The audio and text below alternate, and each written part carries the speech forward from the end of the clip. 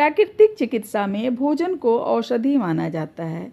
ये हम पिछले वीडियो में जान चुके हैं, जिसमें हमने जाना कि अच्छे स्वास्थ्य की चाह रखने वाले व्यक्ति के लिए संतुलित भोजन बहुत ज़रूरी है।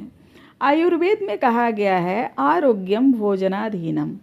आरोग्य भोजन के अधीन होता है, तो सारा खेल भोजन का है।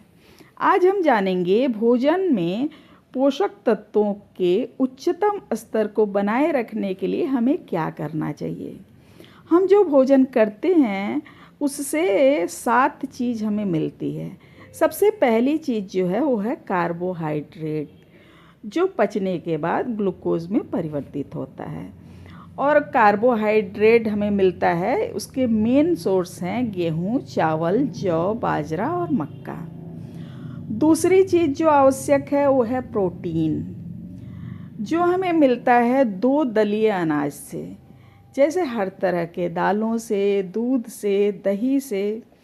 प्रोटीन हमारे शरीर के मसल्स को बनाता है, हमको हिष्ट पुष्ट रखता है और हमारे वज़न को बढ़ाता है। और तीसरा चीज़ जो आवश्यक है वो है चिकनाई।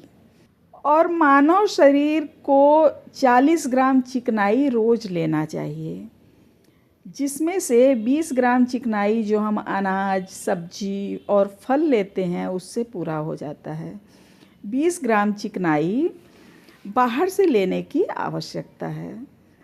अगर छोटा चाय का चम्मच हम 4 चम्मच तेल या घी लेते हैं तो 20 ग्राम होगा।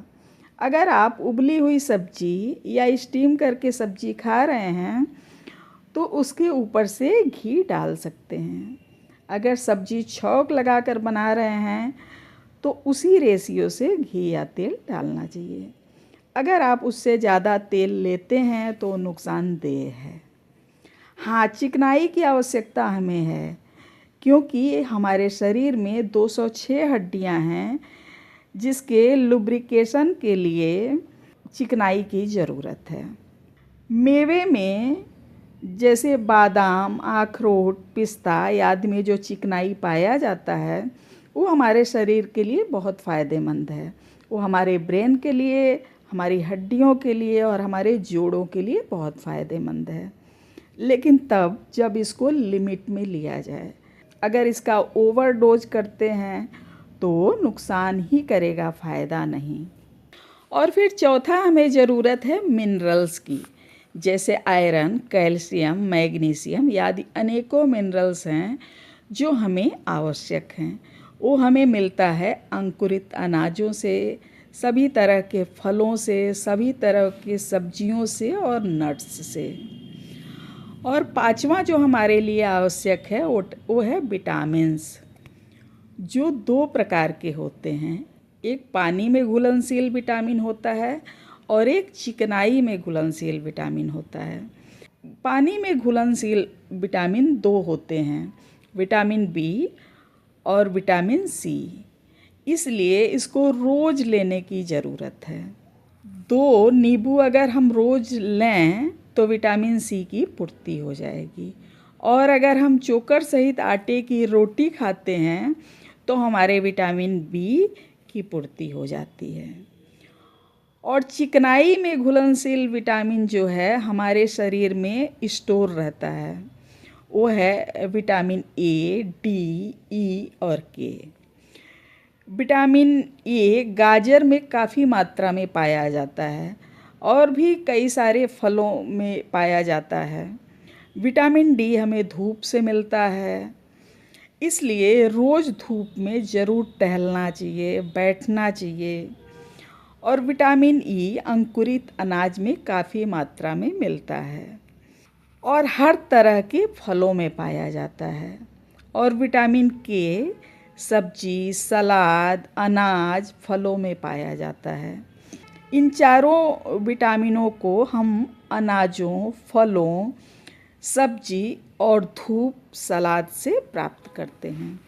ये हमारे शरीर की आवश्यकता की पूर्ति करता है और जो बच जाता है वो लीवर में स्टोर हो जाता है।